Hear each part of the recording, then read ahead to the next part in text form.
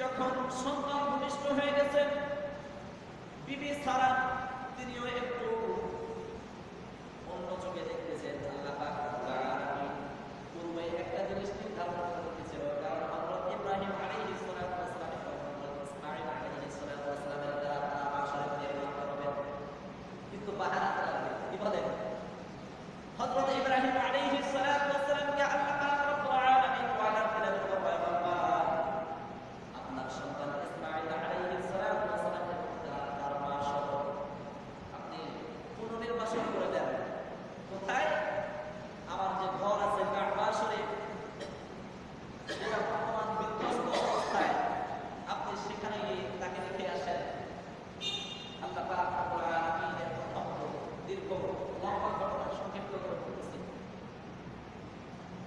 আল্লাহ পাক রব্বুল আলামিনের পয়গম্বর হযরত ইব্রাহিম আলাইহিস সালাতু ওয়াস সালাম, বিবি হাজরা এবং হযরত ইসমাঈল আলাইহিস সালাতু ওয়াস সালামকে সহ মানবহীন জমিনে মরুভূমির ভিতরে, যেখানে মানুষ নাই, খাদ্যের কোনো ব্যবস্থা নাই, পানির কোনো ব্যবস্থা নাই, এমন একটা মরুভূমি এলাকায় আল্লাহ পাক রব্বুল আলামিনের আদেশে হযরত ইব্রাহিম আলাইহিস সালাতু ওয়াস সালাম রেখে যাচ্ছেন।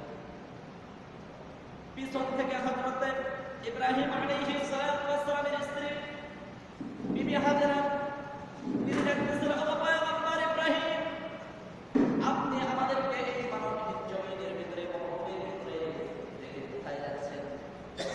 এখানে তো খাবার ব্যবস্থা নাই, পানির ব্যবস্থা নাই, না আছে কোনো মানুষ যারা আমাদেরকে সাহায্য সহযোগিতা করবে। ও পয়গম্বর, আপনি আমাদেরকে এখানে কেন রেখে যাচ্ছেন? ইব্রাহিম আলাইহিস সালাতু ওয়াস সালাম পিছনে ফিরে তাকান, তার সামনের দিকে অগ্রসর হচ্ছেন। হঠাৎ এক সময় বিবি হাজরা তিনি বললেন, ও পয়গম্বর, আপনি যে আমাদেরকে এখানে নির্বাসিত করতেছেন, এটাকে আল্লাহ পাক রব্বুল আলামিনের হুকুমে করতেছেন নাকি? হযরত ইব্রাহিম আলাইহিস সালাতু ওয়াস সালাম উত্তর দিলেন, হ্যাঁ, এটা আল্লাহ পাক রব্বুল আলামিনের ফয়সালা। বিবি হাজরা আর কিছু বললেন না, তিনি সেই মানবহীন জমিনের ভিতরে, মরুভূমির ভিতরে হযরত ইব্রাহিম আলাইহিস সালাতু ওয়াস সালামের দেওয়া অল্প কিছু পানি এবং খেজুর এই নিয়ে তিনি থেকে গেলেন, আর কিছু বললেন না। হযরত ইব্রাহিম আলাইহিস সালাতু ওয়াস সালাম যখন দেখলেন আমার স্ত্রী আর সন্তানদেরকে দেখা যায় না, আল্লাহ পাক রব্বুল আলামিনের কাছে দোয়া করলেন, রব্বানা ইন্নী আসকানতু মিন যুররিয়্যাতি বিওয়াদিন গায়রি, হে আল্লাহ, আমি আমার বংশধরদেরকে আপনার কাবা ঘরের সাইডে নিকটবর্তী স্থানে রেখে যাচ্ছি। মানে খাদ্য শস্য উৎপাদন অনুপযোগী এলাকা, অর্থাৎ সেখানে খাদ্য শস্য ভালো এমন জায়গা আমার বংশধরকে রেখে যাচ্ছি, এই জন্য যে তারা আপনার ইবাদত করবে, আল্লাহর কাজ করবে। আল্লাহ পাক রব্বুল আলামিনের পয়গম্বর বলেন, রব্বানা লিয়ুকিমুস সালাতা ফাজআল আফইদাতাম মিনান নাস, এই জন্য যে তারা আপনার গোলামি করবে, আপনার সালাত আদায় করবে, আপনার কুদরতি পায়ে সিজদা করবে। সর্বশেষ তিনি দোয়া করলেন যে তাদের জন্য এমন কিছু লোক এখানে পাঠিয়ে দেন যে তাদের উপর একটু মহব্বত করবে, তাদের দেখাশোনা করবে।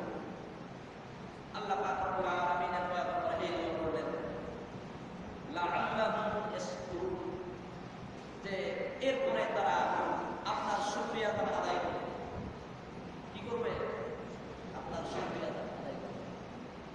হযরত ইব্রাহিম আলাইহিস সালাতু ওয়াস সালামকে দোয়া করলেন, কিন্তু বিবি হাজরা তিনি যখন কিছুদিন চলার পরে দেখা গেল তার খাদ্য নাই, পানি নাই, এমন অবস্থায় তিনি ব্যাকুলতা হয়ে গেলেন। তিনি নিজেও পিপাসিত, তার স্তনের ভিতরে দুধ নাই যে হযরত ইসমাঈল আলাইহিস সালাতু ওয়াস সালামকে পান করাবেন, এবং সন্তান ইসমাঈল তিনিও পিপাসায় কাতরাচ্ছেন, তার বুকটা ধড়ফড় করতেছে। এমন সময় হযরত ইব্রাহিম আলাইহিস সালাম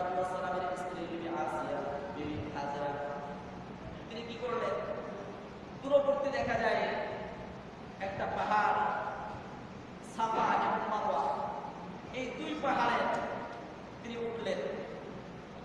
প্রথমে সাফা পাহাড়ে উঠলেন, তার উদ্দেশ্য হলো এই উঁচু জায়গায় উঠে দেখবো কোনো মানুষ আছে নাকি, যদি সাহায্যের জন্য আসতে পারে। তিনি উঠে দেখেন কেউ নেই, সাহায্য করার মতো কোনো মানুষ নাই এই এলাকার ভিতরে। এরপরে মারওয়ার ভিতরে উঠলেন, এরকম ভাবে 7 বার তিনি সাফা মারওয়া দৌড়াদৌড়ি করে পাহাড়ে উঠলেন এবং দেখলেন মানুষ আছে নাকি সাহায্য করার জন্য। বিবি হাজেরা এই যে 7 বার সাফা এবং মারওয়া, এই দুই পাহাড়ের মধ্যবর্তী যে 7 বার তিনি দৌড়াইতেছিলেন, আল্লাহ পাক রব্বুল আলামিনের কাছে এইটা অনেক পছন্দনীয় হয়েছে, অনেক পছন্দনীয় হয়েছে। এজন্য যারা হজ করতে যাবে প্রথমে যায় আগে ইহরাম বাঁধার পরে মক্কা শরীফের ভিতরে ঢুকে তওয়াফ করার পরে আগে সাই করবে, অর্থাৎ সাফা এবং মারওয়ার ভিতরে 7 বার কি করবে, চক্কর দিবে। যাই হোক, সেদিকে যাচ্ছে না। এরপরে